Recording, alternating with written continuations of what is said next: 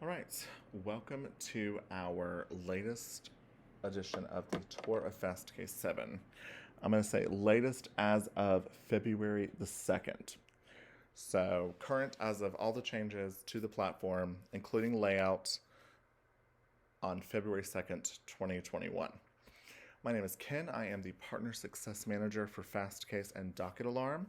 My job is quite simple. I use live training, research tips, education, written materials, anything necessary to make you fall in love with legal research generally, but more specifically legal research on Fastcase 7. So what we're going to be doing today is a video version of our tour. So when we talk about a tour of Fastcase 7, we talk about a 30 to 40 minute session that is a high level overview of the platform that is focused on helping you get started, learn where things are located, and ideally just leaving you with a sense of I can now go into the platform after watching this video and conduct research right away without any further instruction needed until you get to that point where you want to really focus on advanced features like creating an elaborate Boolean search and the like.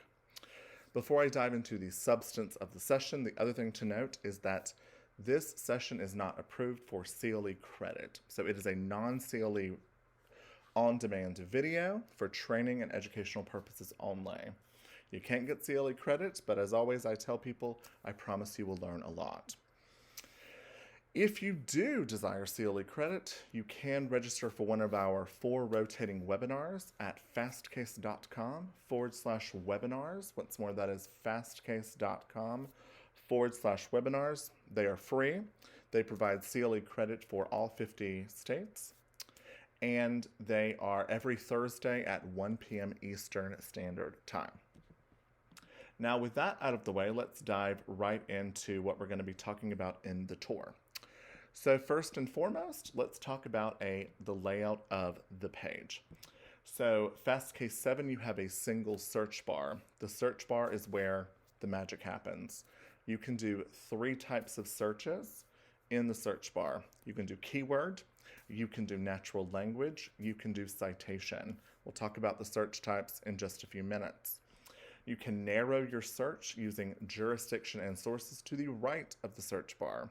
So enter here, whatever you want to enter. Narrow to the right of the search bar. Pop out opens. Check the boxes. Apply filters.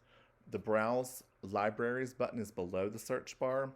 It is where you go to find a source-by-source list of all of your content organized by state or federal library. So individual state or an all-encompassing federal library. We open that here. We get those materials there. Now we have, in moving to below the Browse Libraries button, we've got the blog. Blog is simply exactly what it sounds like.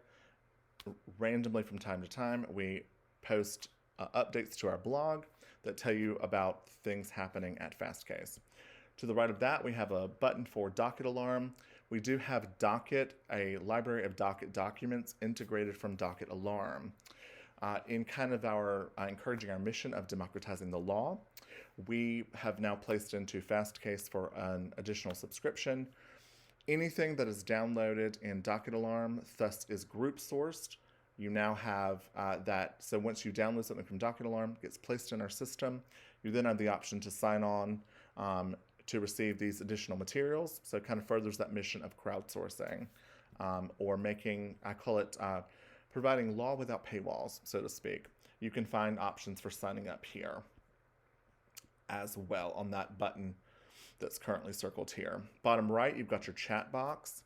You click the chat tab in the bottom right of the main page, opens up this nice little handy dandy form. We have live chat support hours Monday through Friday from 8 a.m. until 9 p.m. Eastern Standard Time, okay? If it is after hours, as it is at the time I'm recording this video, this does convert into a form on your behalf. Click submit, it sends it to my inbox. Now, your navigation icons are going to be in the top right. So you've got your, first and foremost, you've got your cloud. The cloud is where we find things in our current queue, as well as things we've previously downloaded. Current queue, I'll show you how to set up a current queue in just a few minutes. It allows you to download more than one document at a time as a single PDF, docx document, or zip file. Past exports are exactly what it sounds like. It is a record of all single documents and all queues that you've downloaded, organized by date. Newest date is at the top. If you want to re-export something or re-download something, whether a batch or a single document, you do it over here on the right-hand side. So you simply find what you've previously exported, click export again to the right of that. Closing out this, you've got your clock icon, looks like a clock with a circular line around it. This is where we find history, bookmarks, and alerts. Once you click that clock icon, 5 tabs open up for you. Working from left to right, you've got your search history. Search history, newest search at the top, older searches as we go down. Clicking a search will rerun that search. The other nice thing about our searches is that they also apply, if you see here where we have scope, you can see that they also apply any filters that were applicable when we ran that search. Document history, same way. If you want to reopen a document you have previously opened, you find it in document history. Most recent documents opened at the top, moving all the way down to the bottom. Nice thing about history, it does not expire. It is simply there from the moment you become a user to the moment that you leave. The other thing that's nice about history, nobody can see it. It is perfectly private. It is attached to your username. So you can research to your heart's content without worrying about any breaches of confidentiality or just people being nosy. There's 2 icons to the left of any document in your document history. The document, or the icon on the left, which if you hover over it says add this to your bookmarks. It's how you save a document. Bookmark is also known as a saved document. Clicking this icon moves it from the document history tab, second from the left, to the bookmark tabs in the center. To the right of the bookmarks icon, you've got your add to exports icon. The export queue that I was showing you under the cloud just a moment ago. Clicking these buttons adds documents, moves documents from your document history to your export queue under the cloud. Nice thing about your export queue is that it is not only cross-jurisdictional, cross-source, but it's also cross-content type. So you can download a batch that has a case, a statute, and a secondary source, all in the same batch. Bookmarks, middle tab, is exactly what it sounds like. It is going to be the things that you've saved. In the perfect world, this is in alphabetical order. Sometimes, depending on how the titling goes, it, of course, gets out of order. On the bookmarks tab in the center, you can clear out your bookmarks. You can also add them to your export queue as you go. As a rule of thumb, an action associated with an icon has been applied if that icon fills in with the color. Now the color options are either going to be orange or navy. So if it goes from transparent, is this one here, you see that as I'm unapplying the action, the color goes away. As I'm reapplying the action, the color reappears. Now bookmarks, same way. If you click on the title of something that's saved, it takes you directly to that document. To the right of that, you've got saved searches. Second or fourth tab from the left, second from the right. It's of course just going to be things that you've saved. Your saved searches are going to be the rare exceptions to the organization rule, and they are going to be you have your oldest saved search at the top, the newest at the bottom. Same rule applies. You can click here on a saved search in order to run it with the filters that you've previously used. Last but not least, case law alerts. Case law alerts are simply, if you set up a case law alert, it gives you an email anytime you have newly published cases or cases that are imported into Fastcase for the first time, which also means that they're newly published since we update case law within 25 hours of publication. It'll send you an email. The case law alerts tab, fifth from the left, or the furthest, or the first from the right, is where you can alter the frequency of the emails, rename the alerts, see the queries, filters, and whatnot. So that is the clock icon. To the right of that icon shaped like a clock, you've got your help and support options. Help and support options are where you're going to find your Boolean tip sheet. So if you are a person who wants to learn Boolean operators, this is the complete universe of Boolean operators to be used in Fastcase 7. I say once you master them, it's just as simple as rinsing and repeating.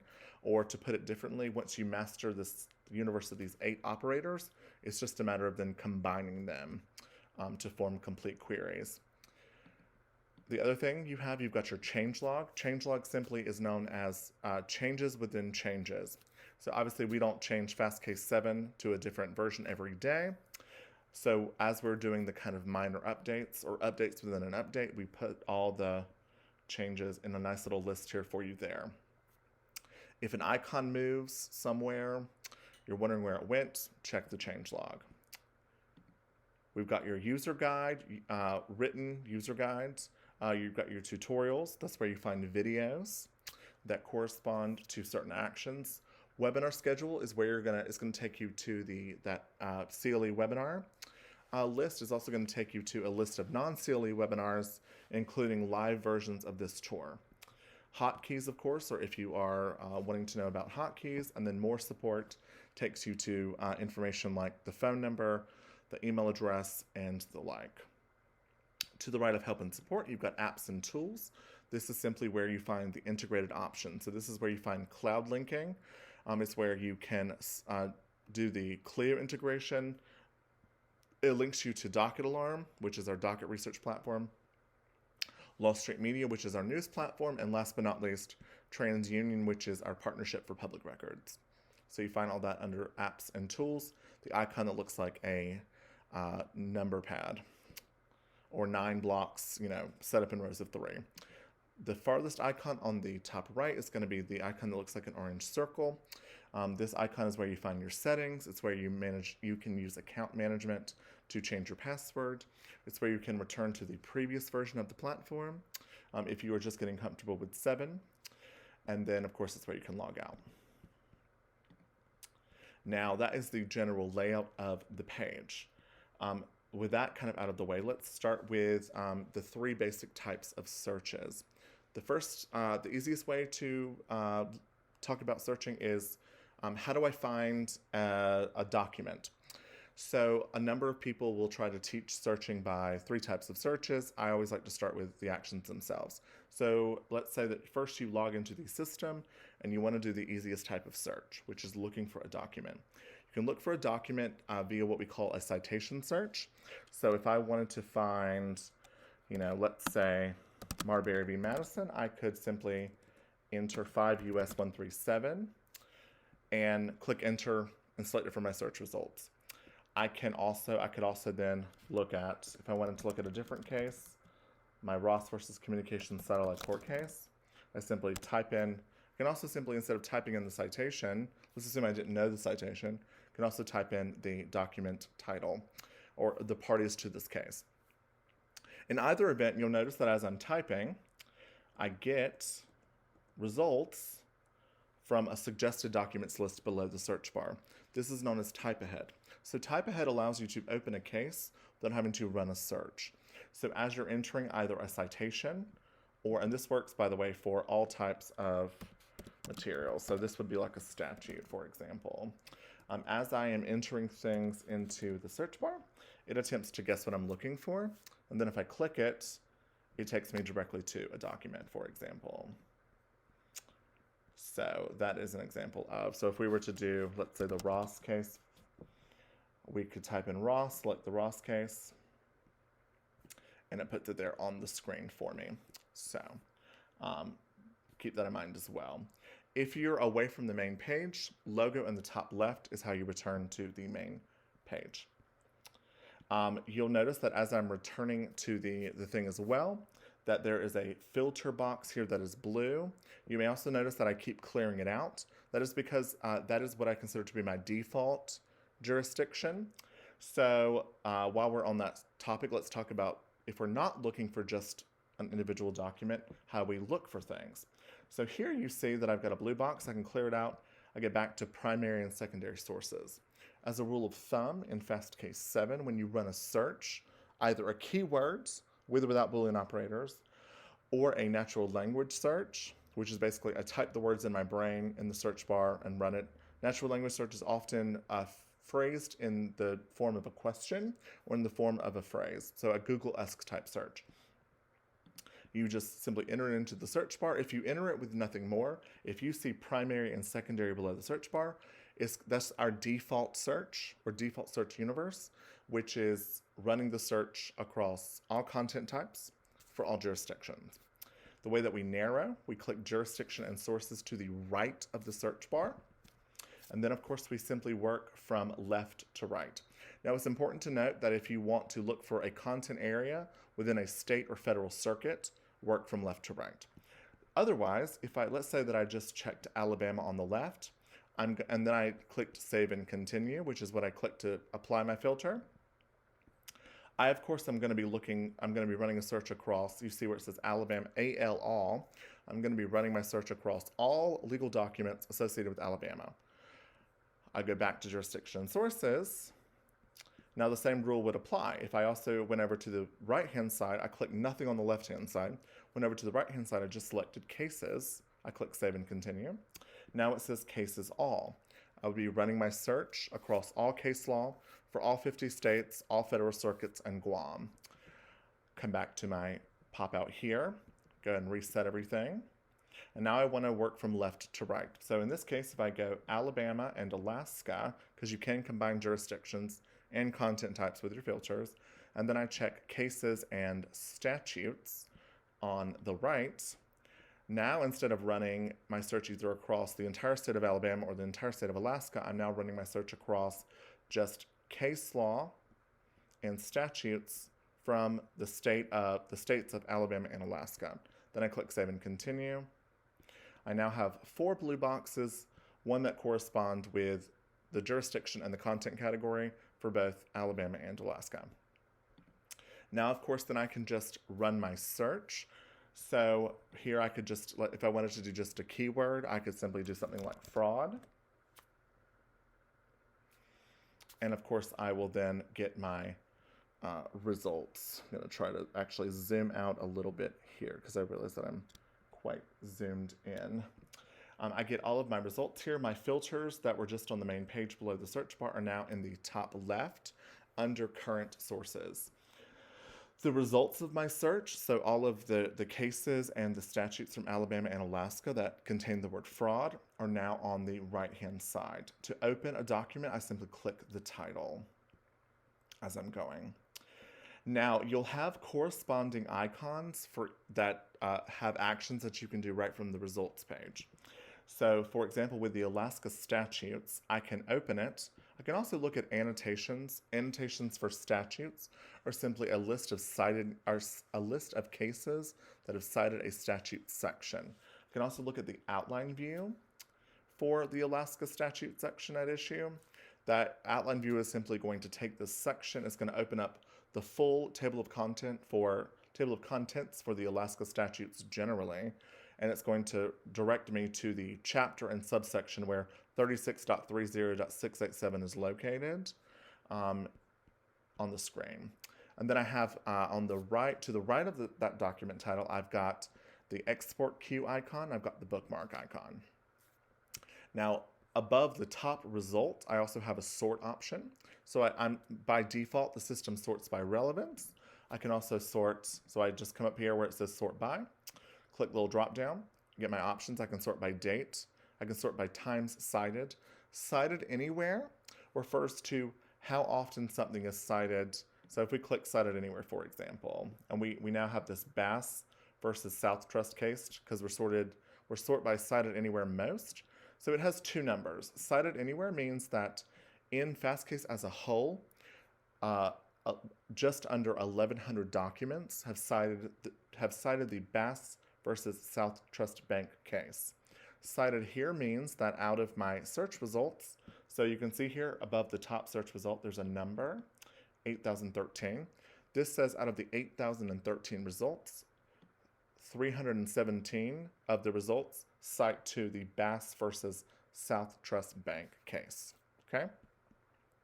Of course, you can also sort alphabetically, and you can also sort, in, of course, any of these things in reverse order.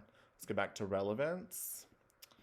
and then move through. So we can go ahead, and if we looked at, let's go back and sort by cited anywhere. So I'll show you the other icons. So you can see, like with the Bass versus South Trust case, that the annotations icon is gone and the outline icon is gone. That's because there's no outline for case law. There's no annotations for case law. There's a case citator report. So, for example, if I wanted to look at the authority check report for the Bass case, I could just click it.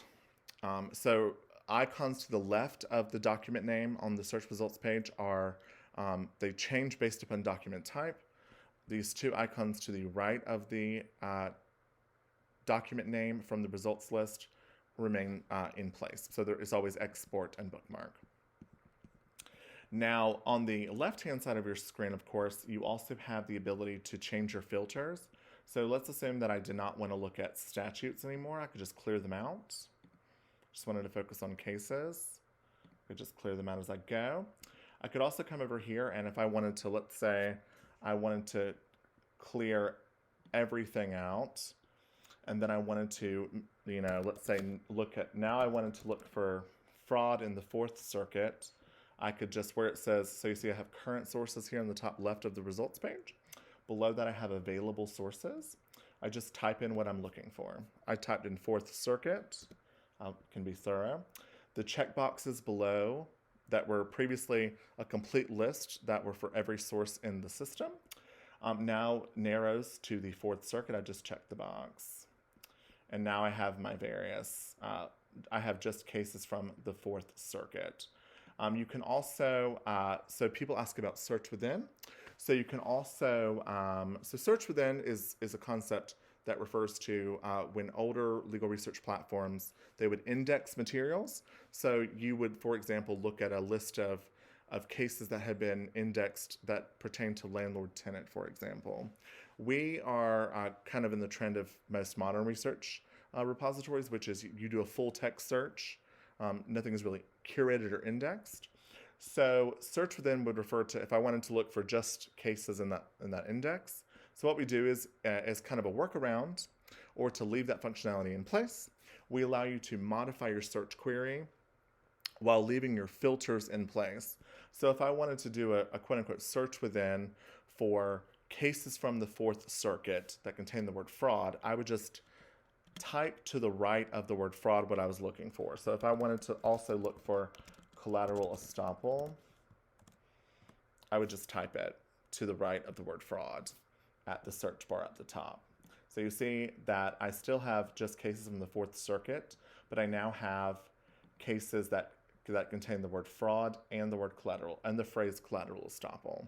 And you can see that from my search results here as we're going. I mean, you could also, and the nice thing about the flexibility here is you can just modify it in any way you desire. So I could do, I could add another phrase if I chose to do so. And, as I'm going, I can, change, just play around with all of it, change the filters, change how things are sorted. And then you see that I have 302 results. So I could then, delete any semblance of the search that I started with. I could, add a party name and the like. It really is that easy. Now, once you get your icon selected, once you've done all your actions from the search results page, you can do two things with the search itself. So from the search bar at the top, there's a little drop-down arrow here to the right of the search bar. Click the drop-down arrow. I can save the search. I can also add it as an alert if I chose to do so. So simply click it, and then you can see that there's now the orange color applied to indicate that the action is being done. And then, of course, I could just continue on with this. I could also then, you'll notice that the navigation icons also have followed you from the main page. So, let's assume that once you're done with everything, you want to immediately go in. You want to go to like alerts, for example, and you want to immediately change, the frequency upon which you're receiving emails from the various things. So I could come up here and just automatically change the frequency and name it. I could come over here, close out this one, click on that cloud icon. I've got all my sections here. I can now export them. So, you know, download, select my options, you know, use dual column formatting to go ahead and download that batch if I chose to do so. And then, so the nice thing about having those things there, you also can see how quickly things download. So that entire list of things downloaded by the time I was able to close out the export menu, if you will. The browse button is also here if you are a fan of it. Going back to the main page, you'll notice that, as I was saying before, so the other thing to note about your filters is that you can set a default jurisdiction under settings. Otherwise, once you log in, run your first search, the system keeps in place your last applied filter. The logic being is that most people, when they research, if they're coming back to the main page or they're rerunning a search, they likely want to stay in the same area. And so that is the logic of the last applied thing. Of course, then, so that was an example of kind of a walkthrough of the results page, an example of a keyword search. You can also use a natural language search. So I could do something like, you know, cost of a free lunch, for example. So enter it as a phrase. Go ahead and clear out this filter. Run the search now as a phrase. Natural language searching, of course, is going to look for all of the keywords within the document. You see right away that I've got a blog from Lex blog that corresponds with the phrase that I'm looking for. Usually natural language searches, there's no frills about them. There's no quotes, there's no anything. You can put quotes around a phrase if you really want to get specific. So if I want cost of a free lunch to be recognized as a phrase, I simply put it in quotes. Then, of course, that just pulls up my one blog. Of course, then that's where, you know, an example of when you have a result might not be the result you're looking for, so you just modify your phrase accordingly. This blog is a great example of also pointing out the highlighting feature. So this document automatically opened because I had one search result. I can, of course, jump to the location of this in this document. There's also within blogs, within anything that is in kind of pure electronic format, you can also click on there's what we call cross-linking. So here you see that we're referencing in the blog. By the way, LexBlog is a free secondary source. It is, I describe it as legal experts writing about all aspects of the law for lawyers. They cover everything. If you want to know how COVID-19 affects the Endangered Species Act, there's a blog for it. So where it says the DOL Operations Handbook, cross-linking, you click it. I can click yes, for example, go straight to that. Not the website, but the document itself. So anything embedded into the document, it'll take you to it in these sources. Another example will be, let's go back to the main page. If we were to come over here and I were to open up this Ross case, for example, all of your cases are also going to have, they're going to be what we call cross-linked. The only thing to note about cross-linking is because our system does this with AI and is not doing this manually, it will hyperlink pinned cites and full citations. So a pro tip to remember is that if you are looking for a case, you want to make sure you click on the full citation. Oftentimes the first used version of a case citation to get to the document and not the pin site itself. So for this one, for example, I could just come over here and I could click on, you know, I've got the Sakala case. I just click it. Takes me directly to the case. I can come over here, click the back button, go back to my original case. Soon we will have cross-linking for statutes and the like. Right now we just have it for external documents that are embedded, and we also have it for case law. While we have this case open, we can talk about some of the things that you can do with a document itself. So with the Ross case, for example, you'll always have your icons that are specific to, just like from the results page, icons that are specific to a document are in the left. icons that are general to everything are on the right, okay?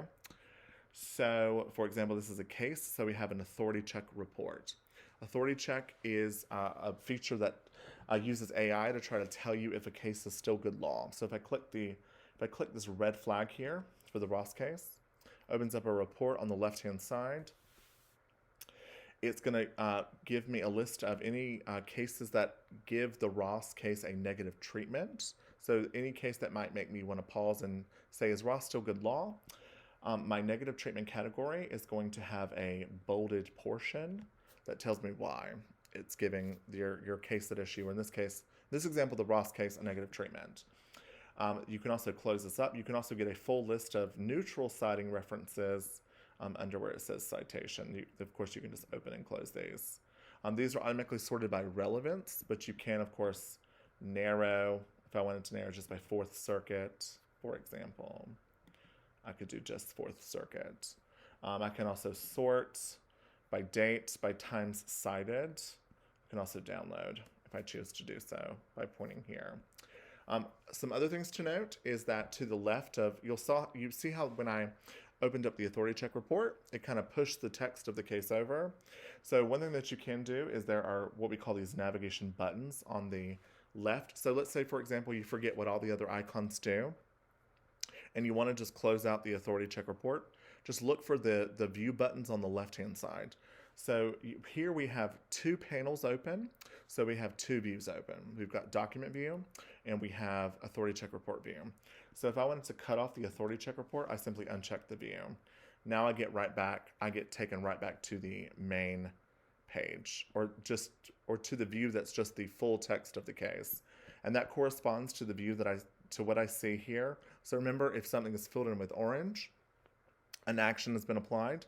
So here you see that just the document button on the left-hand side here where I'm pointing is filled in with orange. I could cut back on the authority check report just by clicking and cutting it on so it fills in with orange once more. These buttons change according to what you're doing. So because here I did not run a search to get to the case because I used type ahead, it's going to only have two views. It's going to have authority check view, document view. Cut it off. Now, some other things to note. Our newest feature is the ability to change your text size or your font size. So there is a little icon here where I'm pointing. It says it has like a TT top left. There is a minus and a plus. Just click the plus to make the text larger. Click the minus to make it smaller. Click this kind of center panel here to go back to 100%. So no longer do you have to worry about playing around with your zoom. Just look for this little icon here. Other things that you can do, you have, so moving away from the kind of icon specific to the document, you've got your other icons here. I call these kind of your generalized document navigation options. You've got a little down arrow over a dash, that's your download icon. So you can download just this one document if you choose to do so. You've got your share icon to the right of the download, 3 dots. Share icon, it looks like 3 dots connected by lines. You click it, get a number of share options. This is also where you can add this document to an export queue. But you also can email it. You can make a public link if you choose to do so. You click here to copy the public link in case, I know it's not always obvious, so I point that out. Click here to copy the public link version.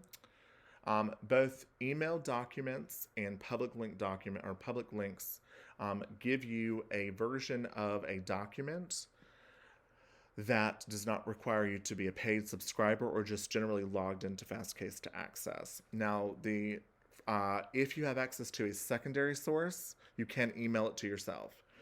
Public links only work for primary law materials. As much as I wish that we had the authority to do it for secondary licensed content, we do not. I'm good, but not that good. And then, of course, you have, if you want to copy and paste your text, so highlight, Control and C, so on and so forth, you can have a citation included automatically or check it off if you don't want it. Below that, of course, we've got our bookmarks, and then we've got our toggle full screen view as well. Finally, you can hide the toolbar if you desire to do that also. Let's go back to our main page and let's go ahead and look at browsing. So browse libraries below the search bar. It allows you to look at all the content for a specific state or any given state. So this one, I default to District of Columbia. Typically, you will default to either the state you sign up within. So if you sign up saying I'm a lawyer from Alabama, you may see Alabama. If you sign up via a bar association, your default jurisdiction will likely be where the bar association is located. In any case, you can always change this jurisdiction by over here, top left of the browse menu. It says just change it by typing. I could do Oregon, change to Oregon. All of your materials are organized the same way for any given menu. Primary on the left, secondary on the right, subcategories of either big category underneath. So like here I have cases and court materials. Under cases and court materials, I then have case law opinions, court rules, and the like.